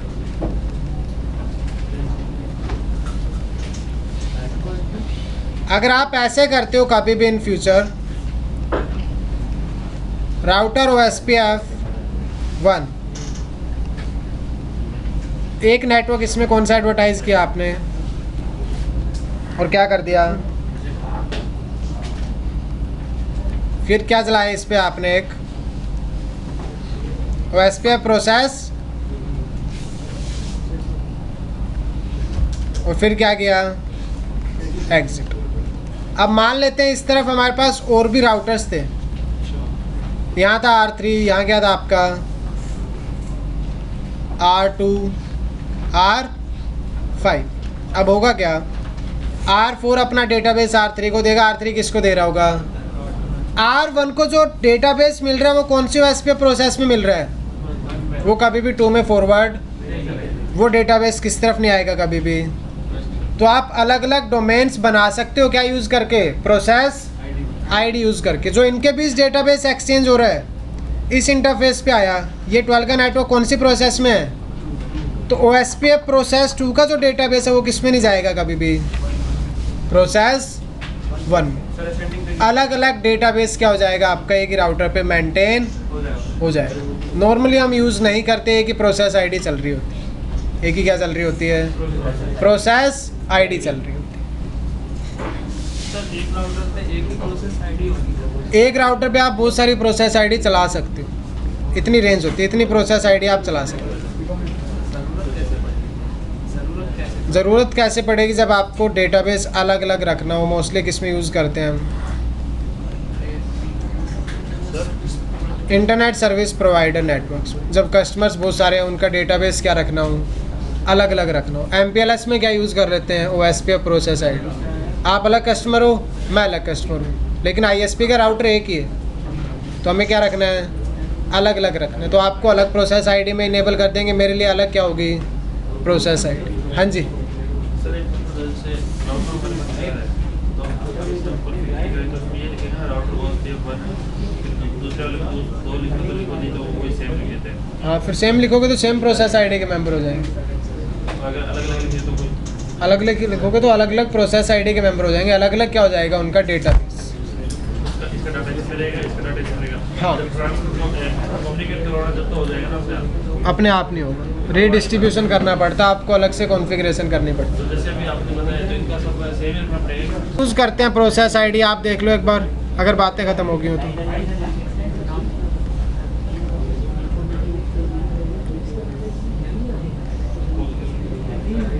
ये क्या था आपका, एक ISP, ये कस्टमर 1 और ये कस्टमर 2 है। यहाँ भी क्या कॉन्फ़िगर करनी है और यहाँ भी क्या कॉन्फ़िगर करनी है, राउटिंग कॉन्फ़िगर करनी है। लेकिन मैं नहीं चाहता कभी भी कस्टमर 1 के नेटवर्क्स किसके पास जा रहे हों, कस्टमर 2 के पास, और कस्टमर 2 के राउट्स किसके पास जा रहे हों, कस्टमर 1 के पास। तो इस ISP राउटर पे मैं 2 प्रोसेस चला लेता हूँ। ISP 1 और कस्टमर के बीच मैंने राउटर पे चलाई कौन सी प्रोसेस, 1 ISP राउटर और कस्टमर 2 के बीच मैंने प्रोसेस चलाई, तो जो कस्टमर 2 राउट्स किसको दे रहा होगा? ISP राउटर को। वो ISP राउटर कभी भी किसको नहीं देगा, क्योंकि अलग अलग क्या है राउटर पे प्रोसेस, तो डेटाबेस ही क्या रहेगा इनका, अलग अलग रहेगा। या फिर कस्टमर 1 जो राउट्स दे रहा है कस्टमर ISP कभी भी किसको नहीं देगा, क्योंकि प्रोसेस ID क्या है, अलग अलग। तो बाय डिफ़ॉल्ट 2 प्रोसेस ID एक दूसरे के साथ कम्युनिकेट नहीं करते। लेकिन अब जो हमारी टोपोलॉजी थी इसमें हमने क्या किया, R1 और R, इस पे आपने प्रोसेस चलाई 1, क्या प्रोसेस ID थी, और इस पे क्या चल रही थी प्रोसेस ID। यहाँ मैटर नहीं करती जब 2 राउटर्स के बीच की बात आती है, क्योंकि याद रखना आप, process ID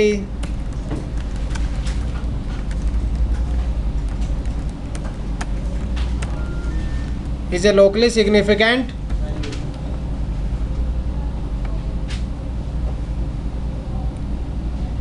process ID is a locally significant. Locally significant value का मतलब है आपके अपने घर पे चलती है सिर्फ, सामने वाले को आपकी प्रोसेस ID से कोई मतलब नहीं, सामने वाले को आपकी प्रोसेस ID से कोई मतलब नहीं होता, आप अपने राउटर पे ही रखते हो उस वैल्यू को। R1 पे क्या प्रोसेस ID, उसको R2 से कोई मतलब नहीं, क्योंकि ये लोकली सिग्निफिकेंट थी, एक राउटर पे अलग अलग डेटाबेस रखने के लिए बनाई गई थी। तो R1 और R2 पे अगर मिसमैच भी कर रही है फिर भी नेबरशिप बन जाती है, फिर भी क्या बन जाती है, नेबरशिप। इससे ज़्यादा कोई एक्सप्लेनेशन नहीं है इसकी। उसके बाद देखो हमने कौन सी कमांड चलाई, कौन सा नेटवर्क, उसके बाद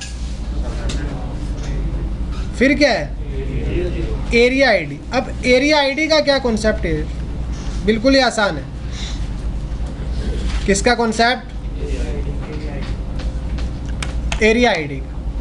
अब स्टैटिक राउटिंग में लिमिटेशन थी, क्या नंबर ऑफ राउटर्स ज़्यादा होंगे तो कॉम्प्लेक्स हो जाएगी, नंबर ऑफ राउटर्स क्या होंगे अगर, तो स्टैटिक राउटिंग क्या हो जाएगी, कॉम्प्लेक्स। रिप में लिमिटेशन थी 15 राउटर्स की, कितने राउटर्स की, OSPF में नंबर ऑफ राउटर्स की कोई लिमिटेशन नहीं है, 10 राउटर 10 भी लगा सकते हो, 500 राउटर्स है 500 राउटर्स भी लगा सकते हो। लेकिन नंबर ऑफ राउटर्स अगर ग्रो करते हैं तो उसके साथ साथ कुछ प्रॉब्लम्स भी आती हैं। सबसे पहले तो मैनेजमेंट, इतने राउटर्स पे OSPF कॉन्फ़िगर करना और OSPF को मैनेज करना क्या हो जाता है, डिफ़िकल्ट, क्या हो जाता है, डिफ़िकल्ट। उसके बाद सारा प्रोसेस डायनामिक है, सारा प्रोसेस कैसा है, डायनामिक। अब आपके पास 500 राउटर्स थे, फर्स्ट राउटर पे कुछ चेंज हुआ, वो चेंज लास्ट राउटर तक पहुंचने में बहुत ज़्यादा क्या लगेगा, टाइम लगेगा, बहुत ज़्यादा क्या लगेगा। तो OSPF वैसे तो फास्ट है, लेकिन टोपोलॉजी का अगर साइज बढ़ता है तो OSPF भी क्या हो जाएगा, स्लो से, OSPF भी क्या हो जाएगा।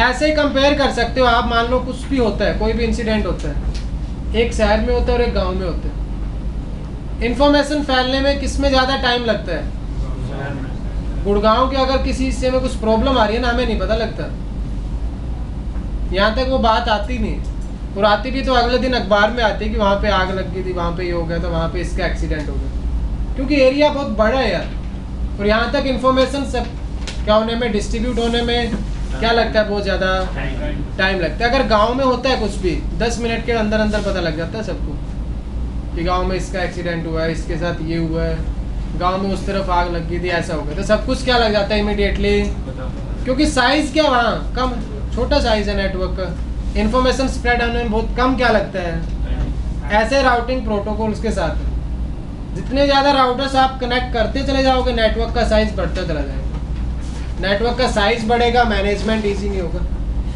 मैनेजमेंट क्या नहीं होगा। दूसरा, इंफॉर्मेशन डिस्ट्रीब्यूट करने में बहुत ज़्यादा क्या लग रहा होगा, तो OSPF ने इसका एक सॉल्यूशन निकाला, कह रहे एरिया ID यूज़ करो, आप क्या यूज़ करो, नंबर ऑफ राउटर्स अगर बहुत ज़्यादा है तो उनको एरियाज में डिवाइड कर लो, इसमें डिवाइड कर लो। और सिस्को रिकमेंडेड करता है, इसको रिकमेंड करता है कि अगर आप OSPF की बेस्ट परफॉर्मेंस चाहते हो तो एक डोमेन में 30 राउटर्स लगाओ। कितने राउटर्स लगाओ? OSPF की तरफ से ऐसी कोई लिमिटेशन नहीं है। OSPF नहीं कहता ये बात कि आप 30 राउटर्स लगाओ, आप 50 राउटर्स लगाओ। OSPF कहता है ये आपकी मर्जी है। You can connect 50 routers, you can connect 100 routers, but Cisco recommend करता है अगर आपको बेस्ट परफॉर्मेंस चाहिए तो 30 टू क्या लगाओ आप 50 routers.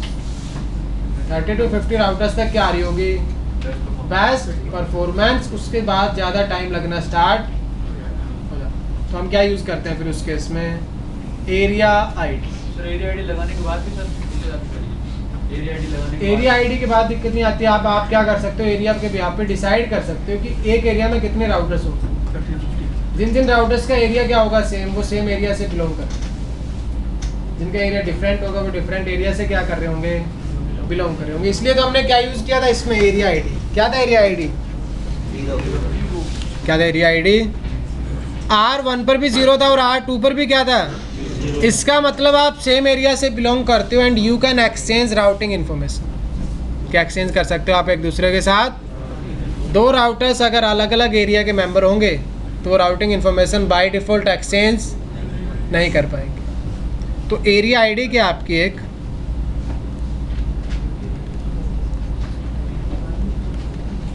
It is a 32 bits long value. इसकी क्या रहती है यार? एक रेंज। आप याद रख सकते हो अगर याद रखना चाहो तो, वरना ज़रूरी नहीं है याद रखना। 12.1.1.0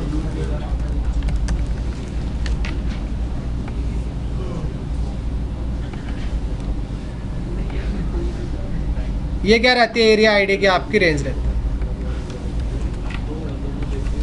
इतने एरियाज आप कॉन्फ़िगर कर सकते हो, बट ऐसा कोई नेटवर्क ही नहीं है जिसमें इतने एरिया हों। नंबर ऑफ एरिया बहुत ज़्यादा हो गया, अराउंड 4 बिलियन की।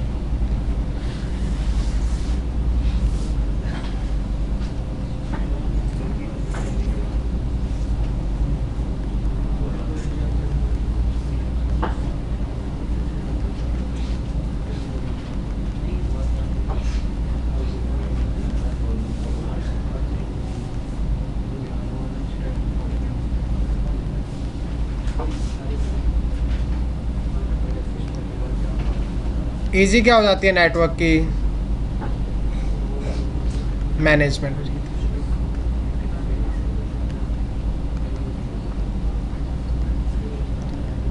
To routers belongs to different network, different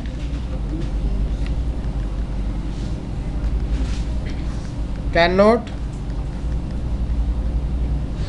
exchange.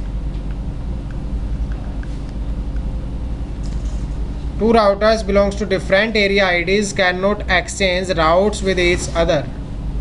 अगर दो राउटर्स अलग अलग एरिया से क्या करते होंगे बिलोंग, तो एक दूसरे के साथ राउटिंग इन्फॉर्मेशन एक्सचेंज नहीं कर सकते।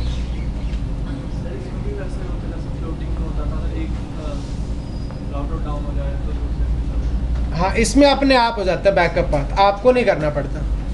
अगर रिडंडेंट लिंक है ना तो अपने आप किसका पता कर लेता है? वो बैकअप पाथ का पता कर लेता है। ठीक है, इतना आ रहा है समझ? ये कमांड थी। अब इसमें क्या कॉन्फ़िगर किया लास्ट में? Area ID.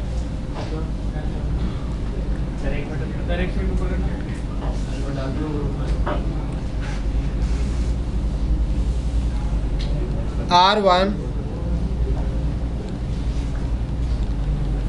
12.1 12.2 10.1.1.0/24 20.1.1.0/24।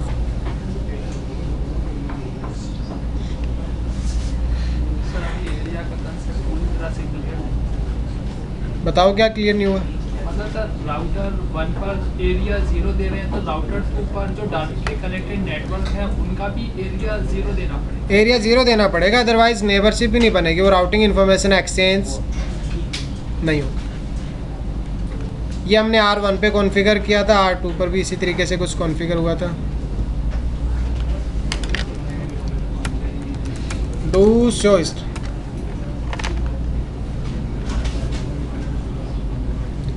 कॉपी,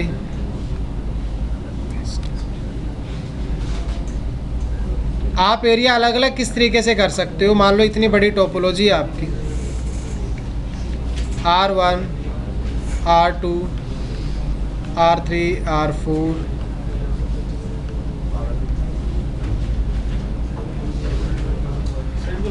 ऐसे कुछ टोपोलॉजी थी।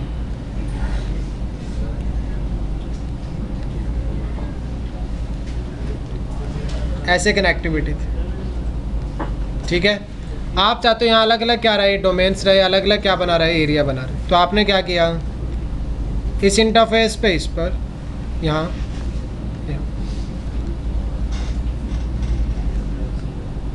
दिख रहा है कलर, यहाँ हमने एरिया चलाया 0।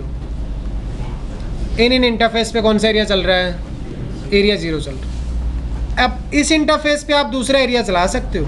ऐसा ज़रूरी नहीं है कि एक राउटर पे सारे इंटरफेस किसके मेंबर होंगे, एक सेम एरिया। यहाँ हमने अलग एरिया चलाया, इस लिंक पे भी और इस लिंक पे। यहाँ एरिया हमने चलाया 1, यहाँ फिर हमने अलग एरिया चलाया। इन इंटरफेसेस पे क्या चलाया, एक अलग area.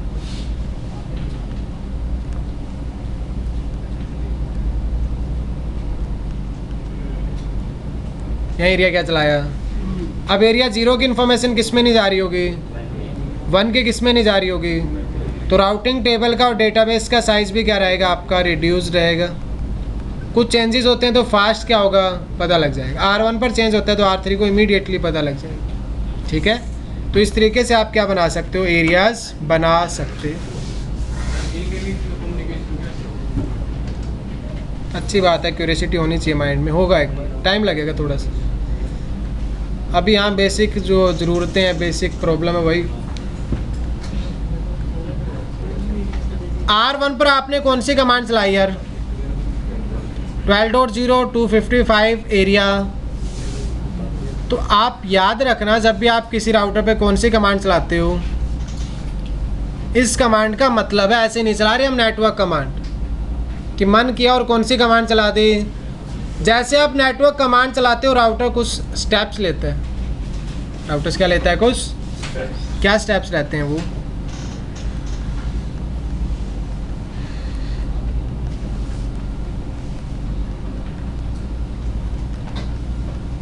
router will start neighbor via sending which message,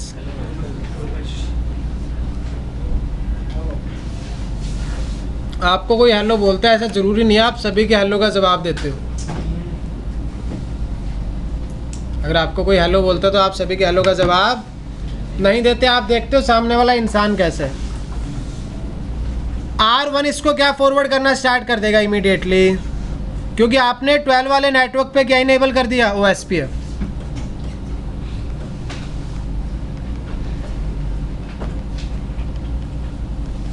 router will install that network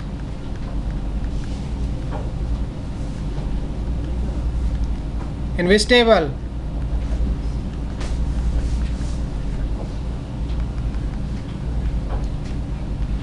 and will advertise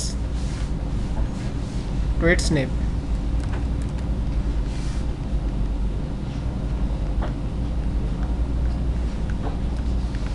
उस राउटर को वो अपनी डेटाबेस टेबल में इंस्टॉल कर लेते हैं, और अगर नेबर बन जाएगा इन फ्यूचर, क्या बन जाएगा, तो उस नेबर को वो इन्फॉर्मेशन एक्सचेंज करना क्या कर देगा, फिर स्टार्ट। अब आपने इस पे 10 का नेटवर्क एडवर्टाइज किया, कौन सा नेटवर्क, अगर R1 और R2 की नेबरशिप बन जाती है तो R1 R2 को कौन से नेटवर्क के बारे में बताएगा, 10 के बारे में। अगर नेबरशिप नहीं बनती तो इन्फॉर्मेशन को होल्ड करके रखेगा। R1 कभी भी R2 को ये नहीं बताएगा कि 10 का नेटवर्क मेरे से क्या है, कनेक्टेड, बिकॉज नेबरशिप नहीं बने। तो जैसे आप नेटवर्क कमांड चलाते हो, राउटर हेलो मैसेज सेंड करना स्टार्ट कर देता है, वाई, टू डिस्कवर नेबर, क्या डिस्कवर करना स्टार्ट कर देता है? सर पर वो विजिबल भी होगा सर, वो मैसेज आएगा तो क्या चीज़? हेलो बता रहा था हाँ जी, उस पर कमांड पे। कमांड में विजिबल नहीं होगा, बाकी हम कैप्चर करके देख सकते हैं। R1 कौन सा मैसेज सेंड करेगा? नेबर डिस्कवरी है, मुझे नहीं पता सामने कौन सा राउटर है, तो सोर्स आईपी तो क्या रहेगा एग्जिट इंटरफेस का। डेस्टिनेशन क्या रहेगा? मल्टीकास्ट। सोर्स मैक इसी इंटरफेस का रहेगा 0/0 का जो भी मैक रहेगा, और डेस्टिनेशन क्या रहेगा? अब R1 हेलो मैसेज सेंड कर रहा है, R2 से कोई हेलो ही नहीं मिल रहा, तो R1 कितने हेलो सेंड करेगा? हेलो मैसेज होता है, टाइमर मैंने आपको लिखाया था, R1 will send hello message in every 10 seconds no matter what. सामने से रिसीव हो रहा है नहीं हो रहा उससे मतलब नहीं है, बट R1 कंटिन्यूसली क्या सेंड करता रहेगा? हेलो मैसेज इन एवरी, क्योंकि हेलो मैसेज होता है पीरियोडिक। हेलो मैसेज क्या होता है? वो हेलो मैसेज सेंड करना बंद नहीं करता। आप R2 पर वो SPF इनेबल करो या हर 10 सेकंड में क्या कर रहा होगा? अब आपको मज़ा तो आ नहीं रहा ऐसे वो SPF को परेशान करके। ऐसे तो करोगे नहीं कभी कि R1 पर वो SPF इनेबल किया और R2 पे कभी किया ही नहीं, कोई सेंस नहीं बनती इस बात की, राइट? तो आप R1 पर अगर वो SPF कॉन्फ़िगर कर रहे हो तो साथ ही साथ किस पर कॉन्फ़िगर करोगे? R2 पर। जैसे आप R2 पर कॉन्फ़िगर करते हो, R2 भी क्या सेंड करेगा? Hello message. इसमें सोर्स आईपी क्या होगा? 12.2। डेस्टिनेशन सोर्स मैक इस इंटरफेस का 0/0 फॉर एग्जांपल, और डेस्टिनेशन क्या होगा? मल्टीकास्ट। ऐसे था। क्या बोला आपने? सामने से हेलो ही नहीं आ रहा, क्या आगे बात स्टार्ट होगी? सामने से क्या रिसीव नहीं हुआ? कोई आगे बात स्टार्ट? अब सामने से भी क्या आ रहा है? सामने से भी क्या आ रहा है? R1 खुद हेलो सेंड कर रहा था और R1 को सामने से क्या मिल गया? अब ये मैच करेंगे क्या? पैरामीटर्स अगर मैच होंगे तो आगे डिसाइड होगा कि बात करनी है या बात करनी है, या अगर बात करनी है तो कुछ ना कुछ दोनों के बीच क्या होनी चाहिए? सिमिलैरिटीज़ होनी चाहिए। कुछ क्या होते हैं? नेबरशिप के पैरामीटर्स होते हैं, अगर वो मैच करते हैं तो क्या बनेगी? Neighborship, and then you will exchange routing information. तब क्या एक्सचेंज करोगे? ऐसे थोड़ी है किसी ने आपको हेलो बोला और आपने उसको सारे अपने राज बता दिए, ऐसे तो नहीं होता ना। दोस्त तो बहुत सारे होते हैं, हेलो आए तो बहुत सारे मिलते हैं दिन में, ऐसे थोड़ी आप सबके साथ बातें कर लेते हो। ठीक है, हेलो बोला, बात ख़त्म, चले गए आगे। लेकिन आप बात उसी के साथ करते हो जिसके साथ आपके कुछ विचार मिलते हो। क्या मिलते हो? फिर उसी को आप अपने दुख दर्द सुख सब बता देते हो। ऐसे इनके साथ हेलो तो रिसीव हो चुके, R1 ने हेलो सेंड किया R2 को, R2 ने किसको हेलो सेंड कर दिया? इन्होंने एक दूसरे को डिस्कवर कर लिया। R1 करे सामने से भी हेलो आ रहा है, मतलब सामने भी एक राउटर पे क्या इनेबल्ड है? वो SPF कहता है चलो पैरामीटर्स मैच करते हैं और क्या बनाएंगे? नेबरशिप। क्या बनाएंगे? नेबरशिप। तो कुछ बेसिक से पैरामीटर्स होते हैं, बस वही डिस्कस करेंगे आज, उसके बाद मंडे को मिलते हैं। क्या कह रहे हो? हाँ जी, बहुत सारी चीज़ें। नेबर सबसे पहले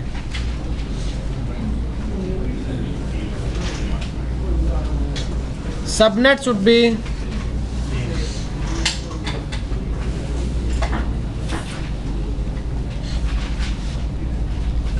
(12.1) and R1 इसको एक हेलो सेंड कर रहा है जिसमें सोर्स आईपी क्या है यार? 12.1। डेस्टिनेशन क्या था? मल्टीकास्ट। R2 किसको हेलो सेंड कर रहा है? R1 को, जिसमें सोर्स आईपी क्या था? डेस्टिनेशन क्या था? R1 सबसे पहले ये मैच करता है जो हेलो आ रहा है उसमें सोर्स आईपी क्या है? जो हेलो मैसेज आ रहा है उसमें सोर्स आईपी है 12.2, मेरे इंटरफेस पे आईपी क्या है? 12.1। क्या सबनेट मैच कर रहा है? सबनेट मैच करेगा तो नेबरशिप बनेगी, अदरवाइज तो सबसे पहले तो सबनेट मैच होना चाहिए।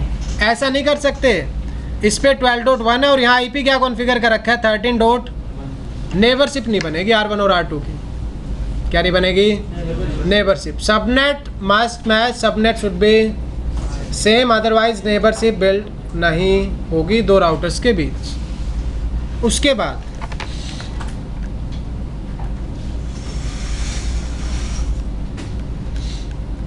Area ID should,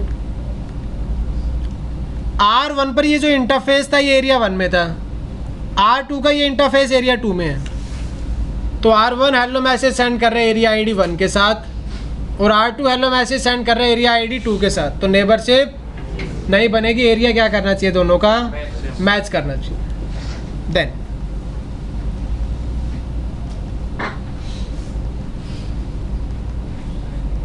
is a locally significant, it can be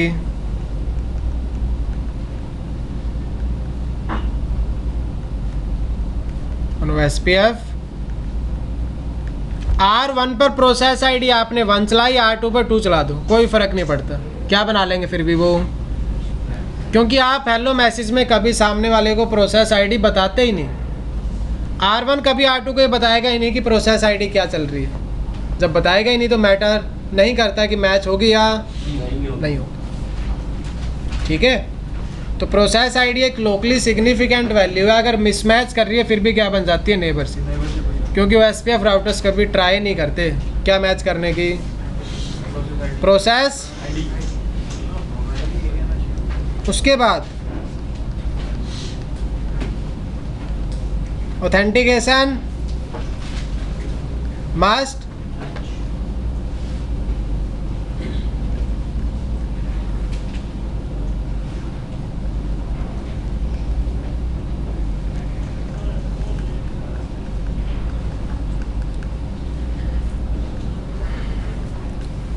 ये छोटा क्या था, उसको दुनिया की समझ नहीं थी अभी, घर वाले उसको बाहर घूमने भेजते हैं, कहते हैं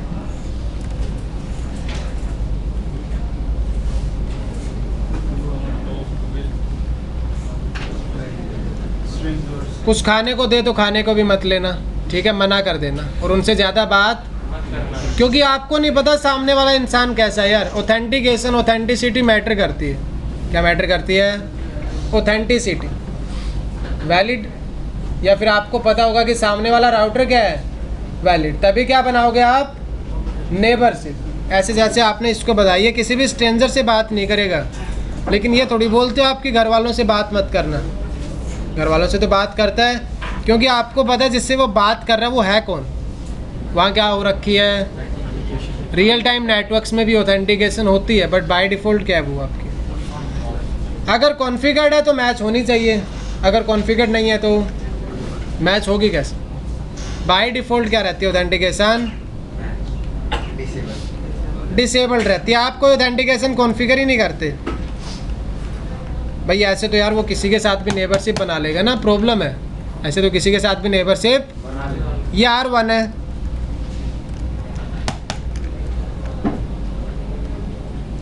ये क्या है R, इसने इसको क्या दिया, एक R2 ने इसको क्या दिया, बाय डिफ़ॉल्ट क्या बन जाती है?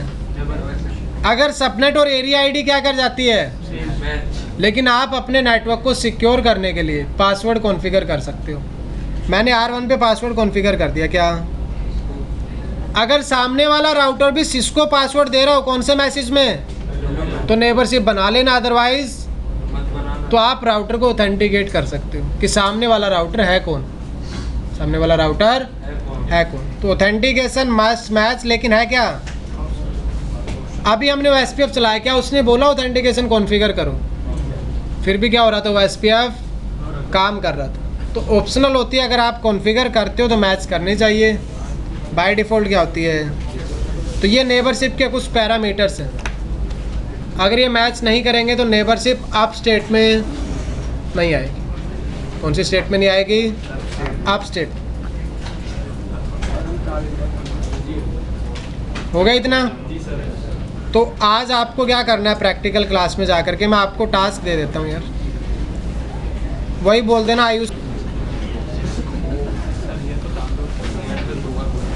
डाउनलोड फ्री बुक्स, इसमें आपकी एक बुक है CCNA क्वेश्चन एंड आरनेस प्रैक्टिकल। क्या कह रहे हो? उसमें बहुत सारे क्वेश्चन है सर, उस पर सब नेट में।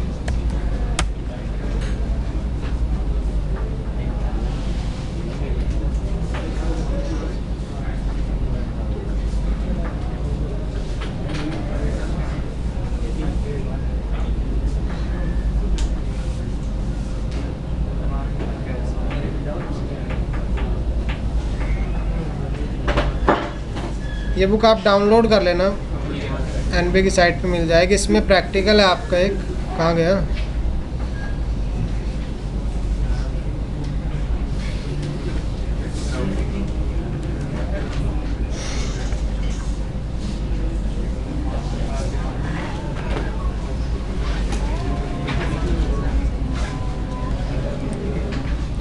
ये टोपोलॉजी है, क्या करना है कैसे करना है वो सब कुछ इस ई बुक में दे रखा है।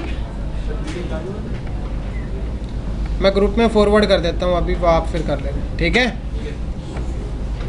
स्टेटिंग सर कल सर ने भी दिया था सर, आयुष सर ने। ठीक है, आज ये कर लेना आप लोग। सर कल वाला ही नहीं हुआ। कल वाला पहले फिनिश कर लेना, फिर ये कर लेना। सर जो सर ने किया वो सर ने किया सर, वो हो गई नहीं।